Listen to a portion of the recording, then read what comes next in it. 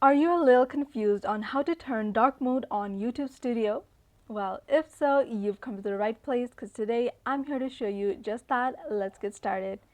Now, the first thing you want to do is go ahead and open your Google Chrome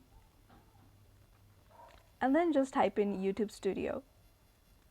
So you can see right here it says studioyoutube.com, so just tap on that. So once you're logged in, just zoom in to your right side and then just tap your profile icon right here.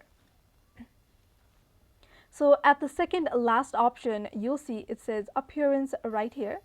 So right now it's on device theme. We're trying to turn it to dark mode, so let's tap on appearance. So you can see the tick mark is use device theme.